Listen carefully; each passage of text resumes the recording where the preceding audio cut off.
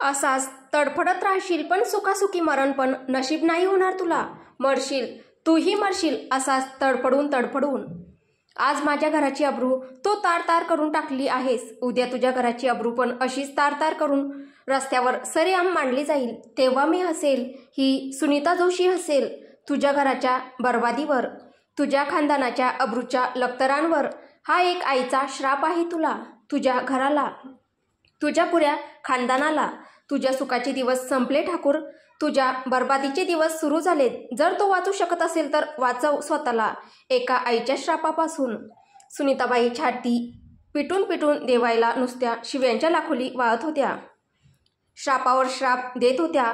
पण आईच्या काळजातून निघालेला हा तळतळाट भविष्यात काय संहार घडवून आणणार होता, काय विध्वंस घडवून आणणार होता याची सुनीताबाईंना अजिबात कल्पना नव्हती. आणि असती तर आपल्या लेकीच्या अपमानाने संतप्त झालेली ती माऊली तडक ठाकूर पॅलेसला देवायला जाब विचारायला निघाली होती. मोठ्या मुश्किलीने प्रणालीने आणि करणने त्यांना आवरलं. थोड्या वेळाने करणने प्रणालीच्या मदतीने विरजाची इच्छा नसताना देखील विरजाला बळेबळे तांदळाची पेच पाजली आणि तिला कसंबसं झोपवून टाकलं. विरजाला शांत झोपवून करण तिच्या घरातून निघाला. खरं तर करणची खूप इच्छा होती आज रात्री विरजाच्या घरी राहायची, तिची काळजी घ्यायची, आपल्या विस्कटलेल्या प्रेमाला सावरायची. पण चाळीतल्या लोकांची घाणेरडी मानसिकता बघता आधीच दुःखी असलेल्या त्या परिवाराला अजून त्याला त्रास होऊ द्यायचा नव्हता. करण निघत असताना सुनीताबाईंना आपला शोक आवरता आला नाही. त्यांनी करणचे दोन्ही हात आपल्या हातात घेतले आणि त्या हातांवर डोकं टेकून त्या रडू लागल्या. सुनीताबाई, ए बाळा, सांभाळशील का रे माझ्या पिल्लाला तू? खूप दुर्दैवी आहे रे माझं लेकरू, खूप दुर्दैवी. घेशील का तिला आपल्या छत्रछायेत? थांबशील का तिचा हात? एक माऊली आपल्या पोटच्या गोळ्यासाठी करण पुढे पदर पसरून अक्षरशः हात जोडून भीक मागत होती. करणला एकदम कसं तरीच झाले. त्याने पटकन पुढे होऊन त्यांचे जोडलेले हात आपल्या हातात घेतले आणि खाली वाकून त्यांच्या पाया पडल्या. करण, आई, तुम्ही असं काही करू नका. तुम्ही नाही सांगितलं असतं तरी मी विरजाला सांभाळलंच असतं. मी आज तुम्हाला वचन देतो की मी कधीच तिला अंतर देणार नाही. खूप प्रेम करतो तिच्यावर. वेळ आली तर एक वेळ मरण पत्करेल, पण तिची साथ कधीच सोडणार नाही. विश्वास ठेवा माझ्यावर. सुनीताबाईंनी भरलेल्या डोळ्यांनी हात जोडून करणचे आभार मानले. सुनीताबाईंचे आशीर्वाद घेऊन करण तिथून निघाला. करण तिथून निघून 2च मिनिटं झाली असतील तितक्यात प्रणाली सुनीताबाईंना बोलली. प्रणाली सुनीताबाईंना, आई, करणजी आपलं वॉयलेट इथेच विसरून गेलेत. सुनीताबाई, अगं जा जा, पटकन देऊन ये त्याला, अजून गेटच्या बाहेर गेला नसेल तो. तशी प्रणाली करणचं वॉयलेट घेऊन घराच्या बाहेर धावत सुटली. करण चाळीच्या बाहेर पडतच होता की त्याला पाठीमागून कसला तरी आवाज आला. त्याने मागे वळून पाहिलं तर प्रणाली त्या भर पावसात भिजत त्याच्याचकडे धावत येत होती. तिला बघून तो थांबला आणि मागे वळला. प्रणालीला करणच्या पाठीमागे धावून धावून धाप लागली होती. प्रणाली चेहऱ्यावर पडणारे पावसाचे पाणी आणि आपला उधळणारा श्वास आवरत, करणजी, वॉयलेट, ते तुमचं वॉयलेट, ते घरी राहिलं होतं. करणने प्रणालीकडे बघितलं. कुठलीही आस न बाळगता बरेच काही बोलत होते तिचे डोळे करणशी. करण काहीच नाही बोलला. प्रणाली स्वतःला सावरत, तुम्हाला तुमचं वॉयलेट मिळालं. आता मी जाते. तुम्हीही सांभाळून या करणजी. जास्त उशीर करू नका आणि घरी गेल्यावर फोन नक्की करा. दी काळजी करत बसेल नाही तर. I am happy for both of you.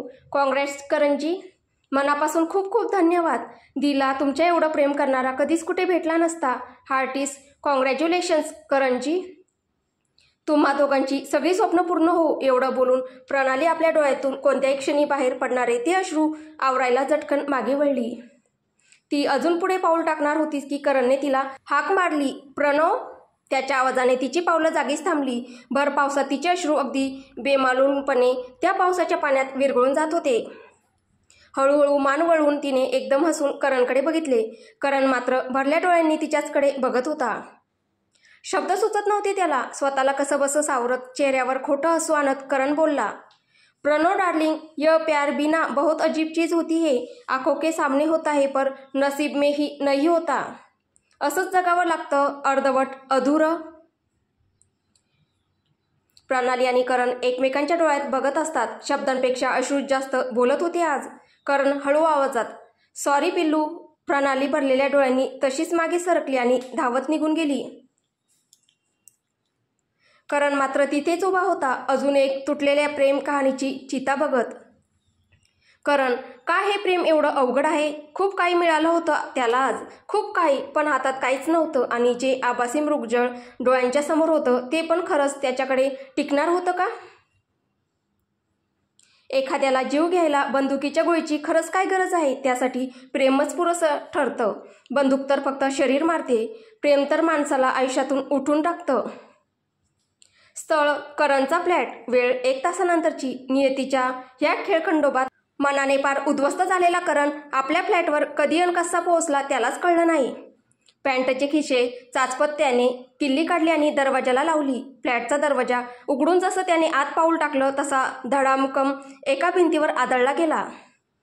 कपाळावरून रक्ताच्या धारा वाहू लागल्या. डोकं नुसतं सुन्न झालं होतं. डोळ्यात जाणारे ते रक्त दूर करून अस्पष्ट अंधुक नजरेने तो समोर बघण्याचा प्रयत्न करतच होता की अचानकपणे एक हात त्याच्या गळ्याभोवती आवळला गेला. त्या हाताच्या पकडीतून तो आपला गळा सोडवायचा प्रयत्न करतच होता की बाजूच्या सोफ्यावर जोरात ढकलला गेला. ती व्यक्ती संतापाने, हाऊ डेअर यू. अंधारातून त्या व्यक्तीने आपला संतप्त चेहरा उजेडात करणच्या समोर आणला. तसा करण जागच्या जागी थिजून गेला. या सगळ्या गदारोळात त्याने तर त्या व्यक्तीबद्दल विचारच केला नव्हता की तिचं काय? ती व्यक्ती तू माझ्याबरोबर असा कसा करू शकतो करण?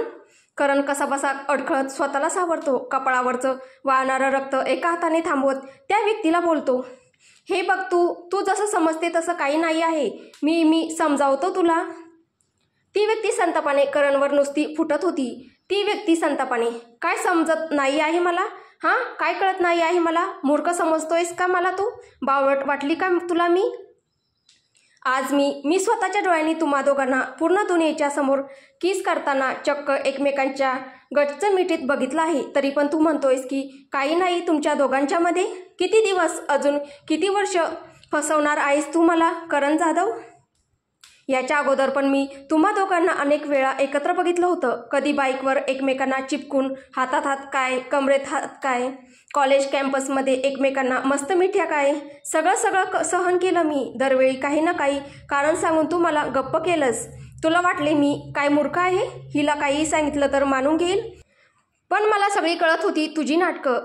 तरी मी गप्प बसली होती तुझ्यावरच्या प्रेमाखातर. आणि तू मात्र मस्त मजा मारत होता इथे आणि तिथेही. का करण, का? करण थोडासा अडखळत, हे बघ बच्चा, तू समजते तसं काही नाही आहे. मी समजावतो ना तुला. प्रिन्सेस किंजल संतापत, काय समजावतो तू मला करण? हां, काय समजावणार आहेस तू मला? I am your dam girlfriend from 4 years. I dot 4 वर्षांपासून रिलेशनमध्ये आहोत आपण. माझा ह्या किंजल कार्तिक ठाकूरचा बॉयफ्रेंड आहेस तू. आणि तू सरळ त्या बहनजीला किस करतोस, तिला मिठ्या मारतोस. माझ्याबरोबर रिलेशनशिपमध्ये असताना तो दुसऱ्या मुलीबरोबर संबंध ठेवूच कसं काय शकतो? वरतून ही तीच मुलगी आहे जी खुद माझ्या मोठ्या भावाबरोबर रिलेशनशिपमध्ये होती. तिथे माझ्या बाईबरोबर प्रेमाचे चाळे करायची आणि इथे पाठीमागे तुझ्याबरोबर रासलीला रचायची. ते नातं संपलं तर लगेच दुसऱ्या मुलाबरोबर लफडं चालू. काय आहेस तू करण? आणि काय आहे ती ब्लडी डाऊन मार्केट? करण संतापत, तोंड सांभाळून किंजल. वीरजाबद्दल चुकीचा एक अपशब्द देखील खपवून घेणार नाही मी. किंजल आश्चर्य व्यक्त करत, मी तोंड सांभाळून बोलू? अरे, मी तर फक्त तुझ्यावरच प्रेम केलं. मी नाही तुझ्या त्या सो कॉल्ड सविती सावित्रीसारखे 2 पुरुषांबरोबर संबंध जोडले. 2 बॉयफ्रेंड घेऊन फिरत नाही मी. आणि तू फसवलंयस करण मला. मी नाही तुला. वरतून मीच सांभाळून बोलू का? आणि कशाला तोंड सांभाळून बोलू मी? हां, आधी माझ्या बाईला आपल्या जाळ्यात ओढलं, नंतर माझ्याच बॉयफ्रेंडवर डल्ला मारला. अरे, काय वाकडं केलं आहे मी हिचं? तरी पण मीच सांभाळून बोलू? अरे, कसली जादू आहे रे हिच्यात, जे तुम्ही सगळे हिच्या पाठीमागे वेडे झालात. मी खरंच खूप साधी समजत होती तिला, पण ही तर खूपच ॲडव्हान्स निघाली. जस्ट इमॅजिन, देवाय कार्तिक ठाकूरला आपल्या बोटांवर नाचवणारी साधी कशी असू शकते? मी पण किती मूर्ख होते. तिला इतकं कमकुवत समजण्याची चूक कशी केली मी? पण एवढं करूनही माझा भाऊ पुरला नाही तिला. दुसऱ्या पुरुषाची गरज लागलीच त्या कॉलगर्लला. किंजल, करण संतापाने ओरडला. तशी एक सडदीशी किंजलच्या कानाखाली पडली. करण, हाऊ डेअर यू. किंजल धाडकन त्या मार्बल फ्लोअरवर आदळते. करणचा फटका इतका जोरात तिला लागला होता की तिच्या नाकातोंडातून ओठातून रक्ताच्या धारा वाहू लागल्या. ती सुन्न होऊन तशीच जमिनीवर पडून राहते. आज शरीराच्या जखमांपेक्षा मनाला झालेल्या जखमा तिला जास्त दुखत होत्या. आजपर्यंत करण कधी तिला साधं ओरडलाही नव्हता. आपल्या चेहऱ्यावरून ओघळणारे ते रक्ताचे ओघळ बघत आणि तिने मान वळून करणकडे भरलेल्या डोळ्यांनी बघितलं. किंजल, का करण, का? काय चुकलं माझं? तुम्ही चूक करून पण मीच चुकीची कशी? माझी काय चूक आहे करण, जी ही शिक्षा मला मिळते? का माझं प्रेम असं लाथाडलं जातंय? का? तिच्या नाकातोंडातून निघणारं रक्त बघून करण पण रडवेला झाला. तिच्यावर हात उचलण्यासाठी तो स्वतःलाच दोष देऊ लागला. करणची देवाशी कितीही दुश्मनी असली तरी किंजलवर खरंच जीव होता. He was really caring for her. Karan तिच्या जवळ येतो, तिला टच करण्याचा प्रयत्न करतो, आपल्या हातांनी तिच्या चेहऱ्यावरचं रक्त पुसायचा प्रयत्न करतो, पण किंजल त्याचा हात जोरात झटकते आणि मागे रडत रडत सरकते. करण, ए पिल्लू, खरंच सॉरी ना, चुकलो मी. खरंच मला तुझ्यावर हात उचलायचा नव्हता राणी, पण तू पण असं काही बोललं की नाही सहन झालं मला. आय एम रिअली सॉरी बच्चा. किंजल त्याचा टच करणारा हात परत झटकते. त्याच्या त्या घट्ट मिठीतून निसटण्याचा निष्फळ प्रयत्न करत होती ती, पण करणने तिला आपल्या बाहूमध्ये घट्ट पकडून ठेवले होते. किंजल हुंदके देऊन देऊन त्याच्या मिठीत रडत होती. करण, पिल्लू, मी खरंच तुला फसवलं नाही आहे बच्चा. गॉड प्रॉमिस सोना, I will never do that to you. जेव्हा आपण रिलेशन सुरू केलेलं तेव्हा तूच बोलली होती की हे फक्त जस्ट टाइम बिंग आहे. You are not looking for serious relationship. आपण फक्त friends with benefit, no string attach राहूया. हे तुझेच शब्द होते. तुला नव्हतं करायचं होतं माझ्याबरोबर लग्न, नव्हतं करायचं होतं माझ्याबरोबर कुठलंही फ्युचर प्लॅन. मग मी कसं फसवलं तुला? मी तूच सांग. किंजल, अरे पण मी पडले ना प्रेमात तुझ्या. नव्हती कल्पना मला नात्यांची, पण जेव्हा तू माझ्यापासून दूर जाऊ लागला तेव्हा जाणीव झाली रे प्रेमाची तुझी. मी नाही आहे चांगली, मला माहीत आहे. मी खूप दुष्ट आहे. नेहमी आपल्या नात्याला, तुझ्या फिलिंग्सला पैशाच्या तराजूत तोललंय. पण तूही चुकला होतास ना. पैशासाठीच तर तू माझ्याबरोबर होता ना. आजपर्यंत करोडो रुपये तुझ्यावर खर्च केलेत मी करण. हा फ्लॅट, तुझी ती इम्पोर्टेड बाईक, तुझी ही महागडी लाईफस्टाईल, तुझे ऐशोआराम, तुझे ते ब्रँडेड कपडे, तुझी ती इम्पोर्टेड घड्याळ, ती ज्वेलरी, सगळं सगळं पुरवलंय तुला मी. काय कमी केली आहे मी तुला सांग ना. तुझ्या पूर्ण फॅमिलीचा खर्च मी उचलला. तुझ्या आईबाबांसाठी नवीन फ्लॅट मी घेऊन दिला. तुझ्या बहिणीसाठी नवीन कार. मग कुठे चुकले मी? करण रडत, आपण दोघे चुकलो आहोत सोना, दोघे चुकलो आहोत. चुकीच्या मार्गाने सुख शोधत होतो. तू मला विकत घेत गेली आणि मी स्वतःला विकत गेलो. पण मी कधीच तुझ्या बाबतीत चुकीचा विचार केला नाही. मी खरं सांगतोय तुला, तुझ्या डोक्याची शपथ. I always cared for you baby. जेव्हापर्यंत मला खऱ्या प्रेमाची जाणीव झाली नव्हती तोपर्यंत मी तुझ्यावर खरंच प्रेम करत होतो. मला कधीच वाटलं नव्हतं की माझ्या आयुष्यात कधी कोणी असं येईल. आपल्यातला सो कॉल्ड सेंटलमेंटलाच प्रेम समजून बसलो होतो मी मूर्ख. लग्नही फक्त तुझ्याशी करायचं ठरवलं होतं, पण हे मन नाही आहे ग माझ्या हातात. ते पडलं प्रेमात. मी काय करू? करण मनात, ते पण अशा व्यक्तीच्या प्रेमात जिने कधीच माझ्यावर प्रेम केलं नाही आणि कधी करणारही नाही. करण उघडपणे किंजलला, मलाही कळलं नाही मी कधी तिच्या प्रेमात पडलो. तुला फसवायचा अजिबात हेतू नव्हता माझा. तुला त्रास झालेला पाहून मलाही त्रास होतोय, पण मी खरंच विरजावर प्रेम करतोय. मला आपल्या ह्या नात्यातून मुक्त व्हायचंय. तुझे सगळे पैसे मी तुला रिटर्न करेन. पैसे जरी मी रिटर्न केले तरी तुला माझ्यामुळे जो त्रास झालाय त्याच्यासाठी मी स्वतःला कधी माफ नाही करू शकणार. पिल्लू, तू करशील ना मला माफ?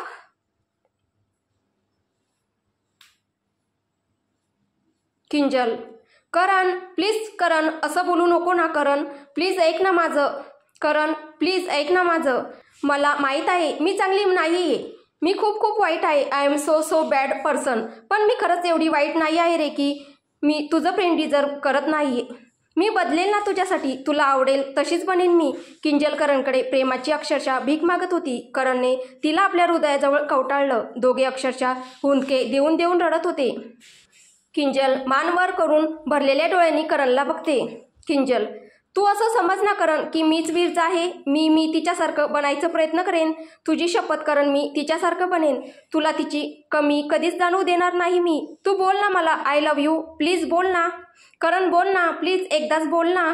करण आपल्या मिठीतल्या त्या हतबल हट्टी नादान जीवाकडे बघून रडत बोलतो. But I don't love you princess, not anymore. Kinjal सुन्न होऊन जाते. तिच्या भावना, तिचं मन, तिचं हृदय सगळं थांबतं जागच्या जागी. संपलं, सगळं संपलं. परत एकदा सगळं संपलं. करण तिला सावरायला अजून पुढे सरकतो, पण ती त्याच्या मिठीतून बाहेर पडते आणि मागे सरकते. निशब्द ती काय न बोलता धडपडत उठते. सुन्नपणे एक एक पाऊल टाकत त्या रूममधून बाहेर पडते. न आज तिच्या चालण्यात तो माज होता, ना होती ती घमेंड. करण त्याच्या आयुष्यातून एक एक पाऊल टाकत बाहेर पडणाऱ्या त्याच्या सगळ्यात जिवलग व्यक्तीकडे सुन्नपणे बघत असतो. 4 वर्षांचं नातं एका झटक्यात संपलं होतं. चालता चालता किंजल मध्येच थांबते. किंजल, एक विचारू करण, शेवटचं, खरं सांगशील? करणने तिच्याकडे बघितलं. किंजल रडत, शेवटचं, एकदम शेवटचं. जर विरजा तुझ्या आयुष्यात आली नसती तर स्वीकारलं असतं का मला? किंजल भरल्या डोळ्यांनी करणकडे उत्तराच्या अपेक्षेने बघत होती. करण मात्र काहीच बोलला नाही, पण करणच्या मुख डोळ्यांतूनही तिला तिच्या प्रश्नाचं उत्तर मिळून गेलं. खिन्नपणे हसून ती एक एक पाऊल निराश मनाने टाकत तिथून आणि करणच्या आयुष्यातून अखेर निघून गेली. करण गुडघ्यात मान खुपसून नुसता आक्रोश करत होता. का त्याच्या आक्रोशाने ती रूम नुसती दणाणून गेली होती. इथे करण रडत होता, तर तिथे किंजल उद्ध्वस्त मनाने गाडी घेऊन माहीत नाही कुठे चालली होती. तिथे विरजा डोळे मिटून उशाशी आतल्या आत आक्रोश करत होती, तर पूर्णपणे उद्ध्वस्त झालेला देवाय सगळ्या जगाला पेटवायला निघाला होता. 4 आयुष्य, 4 प्रेमकथा, 4 उद्ध्वस्त आयुष्य, सगळेच उद्ध्वस्त या प्रेमाच्या सुंदर पण शापित दुनियेत. कोणीच सुखी नाही, कोणालाच त्याचं हक्काचं प्रेम मिळालं नाही. का? नियती, ती क्रूर नियती. आता नियती बर्बाद केलेली ही 4 आयुष्य आणि आता ह्यांच्याबरोबर बर्बाद होणारं ते सारं जग. खेळ सारीपाटाचा. कोणी कितीही फासे फेकू दे, डाव मात्र ही नियतीच जिंकणार. हा हा हा. आसमां को जमीन ये जरूरी नहीं, जा मिले इश्क सच्चा वही जिसको मिलती नहीं मंजिले.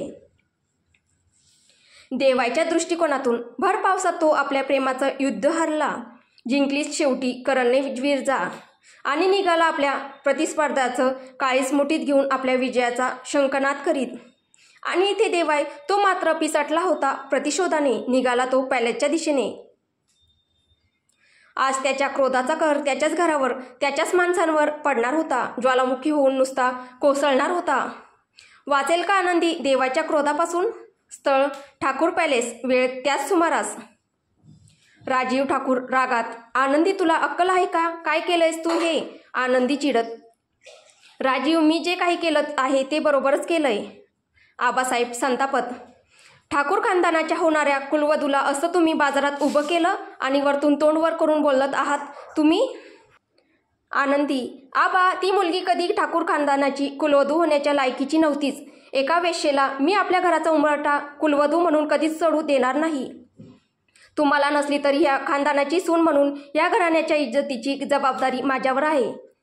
देवाय एवढासा होता तेव्हा वहिनी माझ्या पदरात त्याला टाकून गेल्या होत्या. पुतण्या म्हणून नाही तर स्वतःचा मुलगा म्हणून वाढवला आहे मी त्याला. आज माझ्याच मुलाचं लग्न एका वेश्येबरोबर कसं लावून देऊ? आबासाहेब आश्चर्याने, वेश्या? आनंदी, हो आबा, वेश्याच. आनंदीने घरातल्यांना विरजाचा पूर्व इतिहास सांगितला. आबांनी कपाळाला हात मारून घेतला. घरातले सगळेच विरजाचं हे सत्य ऐकून हादरले होते. अहिल्यादेवी, तरी पण तू चुकलीस आनंदी. तुला एकदा देवशी बोलायला पाहिजे होतं, त्याला समजवायला हवं होतं. असे दुसऱ्याच्या लेकीचे अब्रूभर बाजारात मांडायला तुला काही अधिकार नव्हता. तू स्वतः एक आई असून असं कसं घडलं तुझ्या हातातून? जीजी रागात आनंदीला भडाभड बोलत होत्या. जरी विरजाबद्दल त्यांना काही आक्षेप होता तरी विरजाच्या अब्रूचा असा भर बाजारात लिलाव मांडणं त्यांना स्वतः एक स्त्री म्हणून अजिबात सहन झालं नाही. त्यांचा संताप होत होता. आनंदी, जीजी तुम्हाला काय वाटतं मला काय आनंद होतोय हे सगळं करताना? देवने हा परिवार तोडला असता पण त्या बाजारू मुलीला सोडलं नसतं. त्या मुलीला तिची जागा दाखवणं गरजेचं होतं आणि मला याचा बिलकुल पश्चाताप नाही. माझ्या मुलांसाठी, माझ्या परिवारासाठी मी कुठल्याही थराला जाईल, आग लावून टाकेल या दुनियेला, पण माझ्या घराला काही होऊ देणार नाही मी.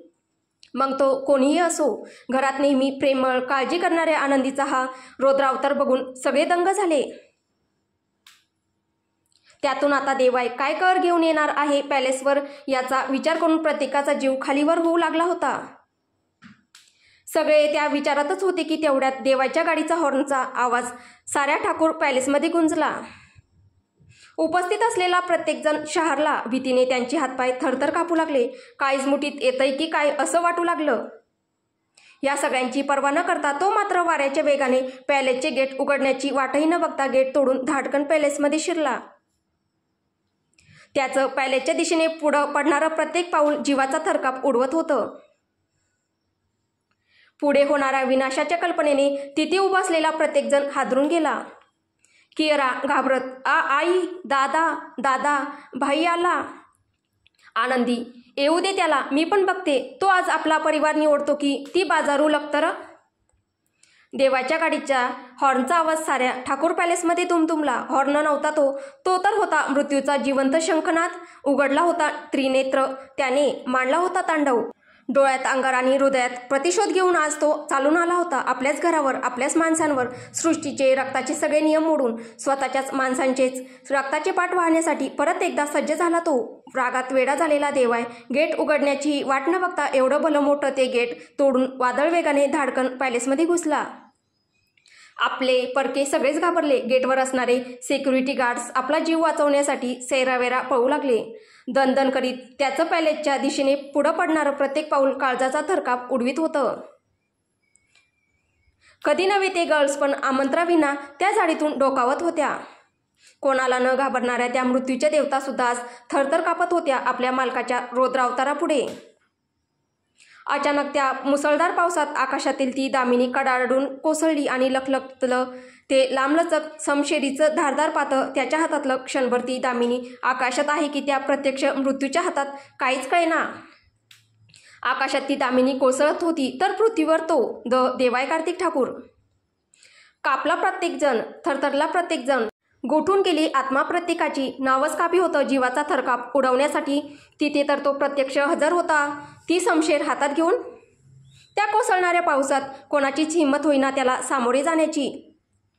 आज द होरायझनमध्ये झालेल्या बंडाची आणि त्यानंतर घडलेल्या भयंकर रक्तपाताची बातमी एव्हना पॅलेसपर्यंत पण धडकली होती. देवायची 30 लोक मारली गेली होती त्या हिंसाचारामध्ये. भले ती आनंदीच्या बाजूने लढली असतील पण माणसं तर त्याचीच होती. ती पण त्याच्याच हातून मारली गेली. स्वतःच्याच माणसांवर गोळ्या झाडताना त्याच्या काळजावर काय वार होत होते ते फक्त त्यालाच माहीत होतं. कोण आपलं कोण परकं, सगळ्या सीमा रेषा धुसर झाल्या होत्या आज. कोणाची निष्ठा कोणापाशी समजत नव्हतं. आजपर्यंत तो पॅलेस, तिथली माणसं सुरक्षित होती, सुखी होती, जगावर राज्य करत होती. कारण ज्याच्या जीवावर ते राज्य करत होते तो महान सम्राट त्यांच्याबरोबर होता, त्यांच्या विरुद्ध नाही. जो देवाय आपल्या घरासाठी, परिवारासाठी बाहेरच्यांवर तांडव म्हणून कोसळतो, क्रूरतेची प्रत्येक सीमा लांघतो, अक्षरशः रक्ताचे पाठ वाहतो. विरजाला अपमानित करण्याच्या नादात आनंदीने त्याच्या साम्राज्यालाच त्याच्या सगळ्यात मोठं अस्त्र, शस्त्र, भीती, खोप, डर त्याला समाप्त करण्याचा प्रयत्न केला. शत्रू तो पण एवढा कट्टर, देवाय कार्तिक ठाकूर. मूर्ख बाई, तू तर मरणार पण आपल्याबरोबर शेकडो लोकांना घेऊन मरणार होती तू आज. तुझ्या एका मूर्खपणामुळे, अविचार आणि खोट्या अहंकारामुळे आज असा हा दुर्दैवी प्रसंग सर्वांवर आला आहे आनंदी. चूक, खूप मोठी चूक केली आहेस आनंदी तू. सुडाच्या धुंदीत आनंदीला नाही कळून चुकलं की ती विरजाच्या नाही तर प्रत्यक्षात देवाय कार्तिक ठाकूरच्या इज्जतीचा लिलावभर बाजारात मांडत आहे. त्याच्या निष्पाप प्रेमाला त्याच्याच माणसासमोर, त्याच्याच मालकीच्या हॉटेलमध्ये नग्न करत आहे. विरजा विकली गेली, देवाय कार्तिक ठाकूर विकला गेला.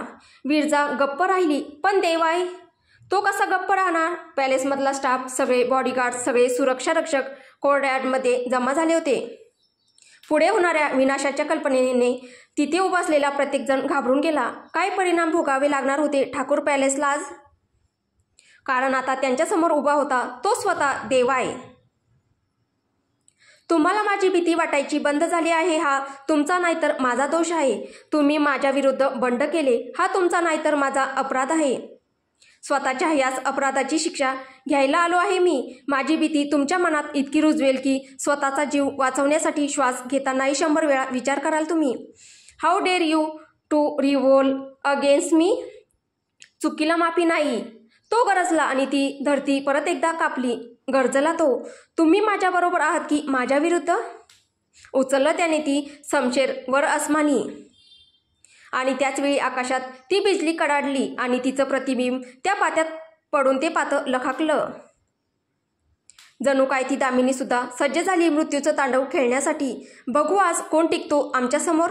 त्याच्या त्या गर्जनेने क्षणभर त्या पॅलेसच्या भिंती सुद्धा हादरल्या.